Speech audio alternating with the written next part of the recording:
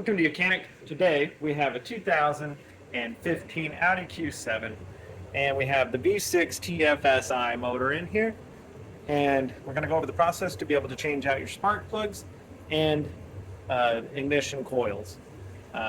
These got the coils each on each cylinder on this vehicle. And so this vehicle, the cylinder order is starts over on the left-hand side as we're looking at the engine. So this is the front of the engine, and we got cylinder 1, 2, 3, and then 4, 5, 6 is the way that this firing order or cylinder order is on this particular engine.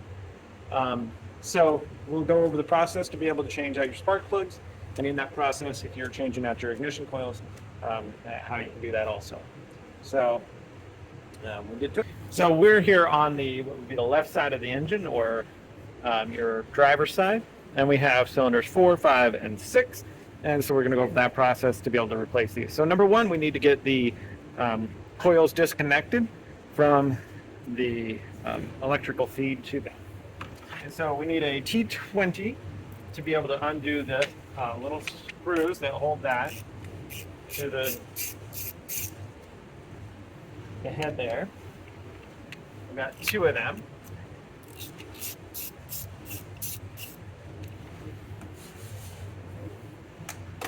And then we need to back off these clips, and just by unlocking them, you're going to hear that little click, and then that means that it's unlocked. Pull that back. And we want to do this with some care, because we're trying not to break the clips. They are very prone to breaking. There we go. So that's sitting out of the way enough. And now we need to pop out these coils. They do make a special tool to put on them, or you can do the zip tie method for these particular coils. So we use a zip tie around the top and a zip tie around the bottom bottom of it. And then if you just pull on it, there we go. Those aside.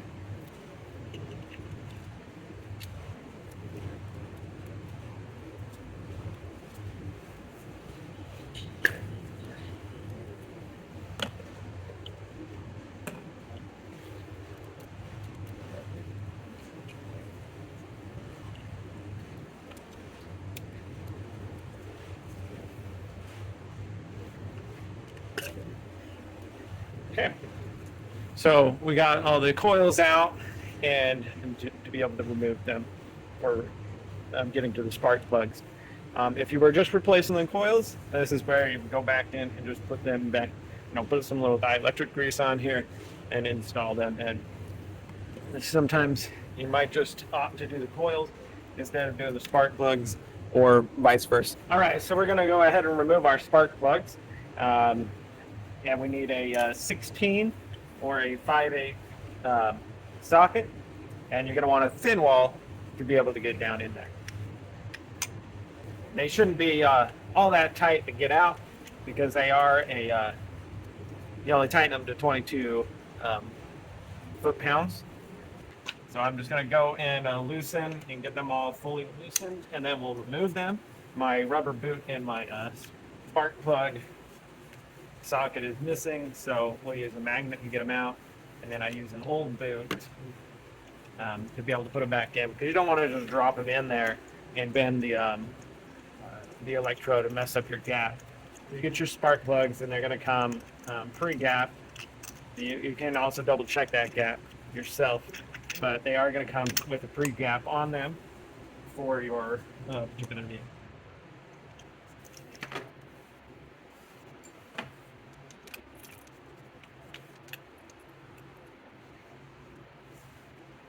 Yeah, so here's our old spark plugs. They look, these are pretty clean, same burn for both of them. I mean, they're dirty, but they have the same appearance. And the new one's ready to put in.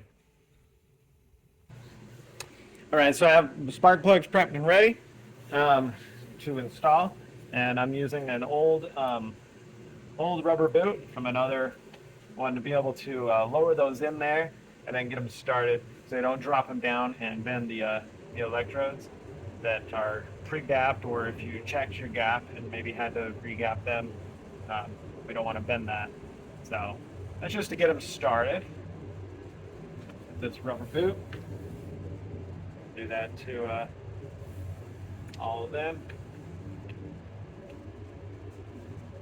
Now, like I said, they do have spark plug sockets that have a rubber boot in them, or they're magnet. Mine is just missing the rubber boot, so this works.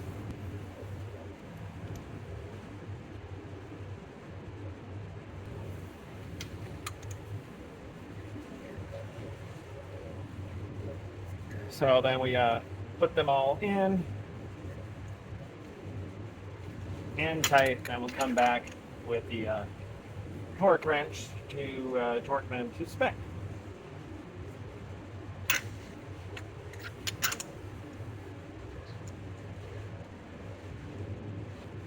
All right, we're going to torque these to spec. 22 foot-pounds is what they say.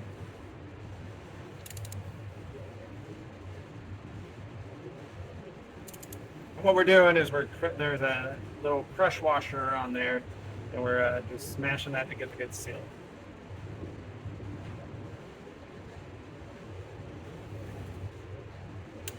There we go.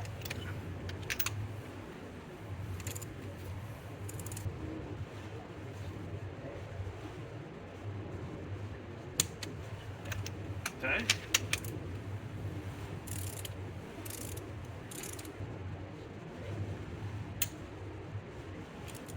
Okay. So these three, being cylinder 4, 5, and 6, are torqued to spec, and so we're good there.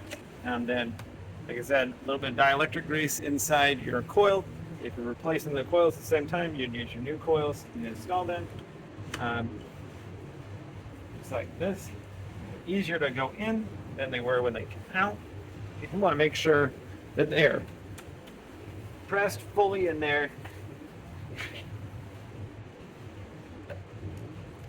Seated in the bottom so that they are making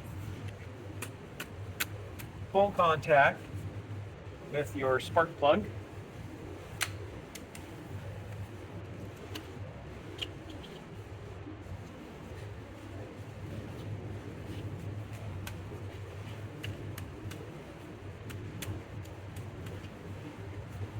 And then line these all up, make that connection, and pull them all up until you hear the click is best. And now put your two T20s back in, and that is on this side of the engine. And then we will move to the other side. It's pretty much all the same, except the other side, for a little bit more clearance, we will remove a portion of the air cleaner system. It goes into the front of the body just to give us the easier workspace to work on it. And these you're just putting in snug to hold things in place. These screws here. All right, so we're done on this side. We'll move to the other side and be able to work on that. All right, so coming at it from the right side of the vehicle, your passenger side, we're going to want to remove this portion of the air cleaner just to give us a better visual. This is very easy. Just pop these covers, or pop these clips, and then the air filter portion of the housing we can remove as one unit. And then we do need to loosen right here. There's a vacuum line. Yeah, just have to pull a vacuum line off the top here, and then loosen this right here, which looks like a 7mm there. And then we can take this whole thing up now. If you want, you can disconnect this line here. This goes to your, it's the return from your radiator. And so it's going to be above where your fluid is. As long as you keep this above, it's not going to leak out. And then one other thing to get this off, we got to reach down here. There's a vacuum line that we got to squeeze.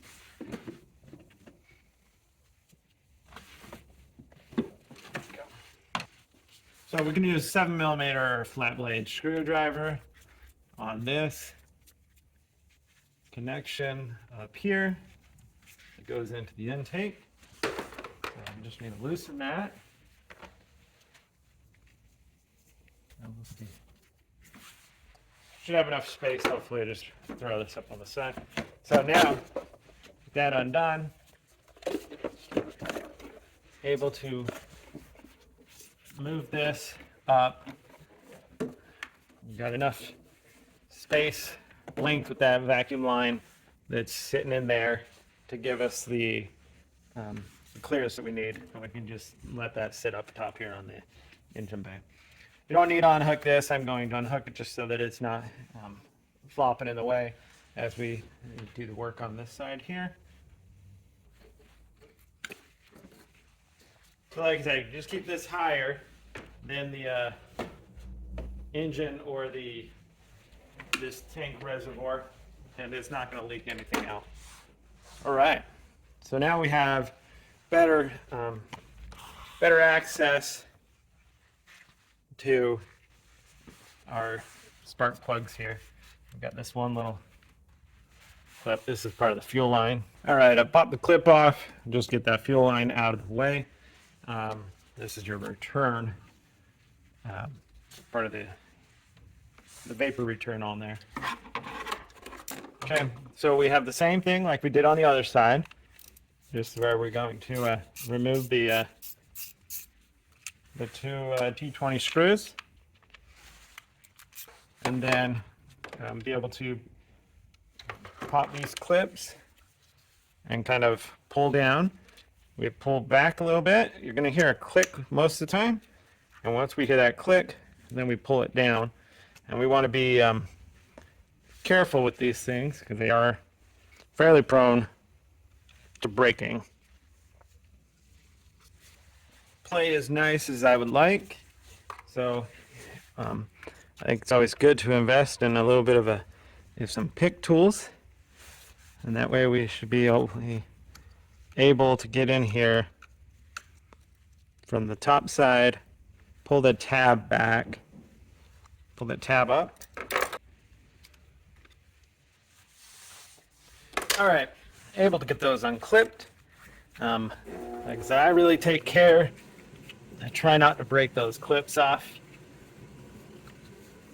because I like my vehicle to work the way it's intended. This one's pretty tight back here. There's this part of some cooling line that goes down here.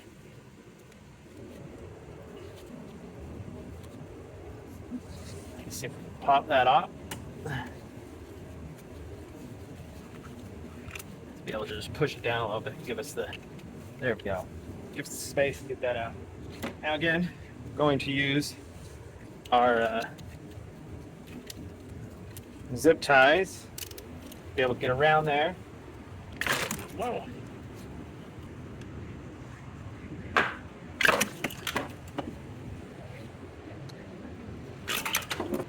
Well, this side definitely on there tighter than the other side. And so now they've been removed. We can go ahead and remove the spark plugs. Again, using our 5/8 or a 16mm, and you're gonna have it be a thin wall.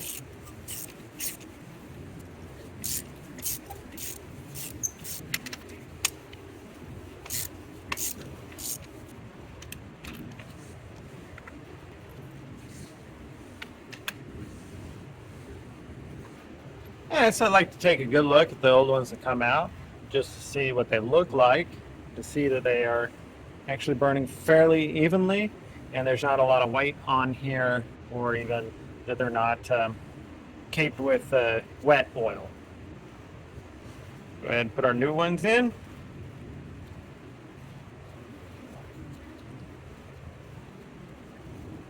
Taking care to drop them down in the hole there, and being able to get them started without messing up the gap or the electrode there by just dropping them in there.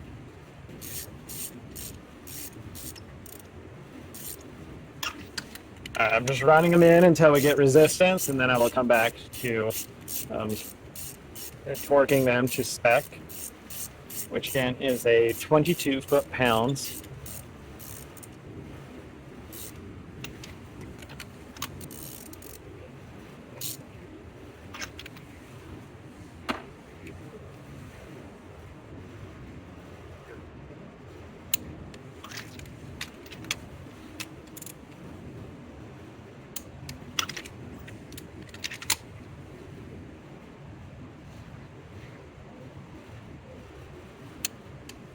All right. So those torque spec, and now be able to put our ignition coils in. Little dielectric grease on the contacts there. It's not always a bad idea.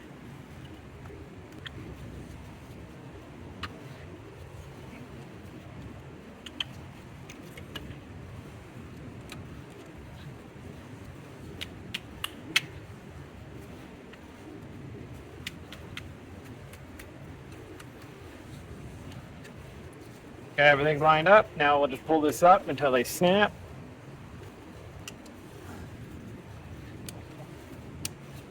There we go. The two T20 screws back in there to hold this all into place. And this is where these are going to hold this into place. So even if you did break those tabs off, it's not going to completely damage your connection. But if you can get away with not breaking them off, it's I think it's always better. Okay. And so that would be how you would change your spark plugs and coils on a 2015 Audi Q7, and it has the V6 TFSI motor in it. And thanks for watching Mechanic, where you can be the mechanic.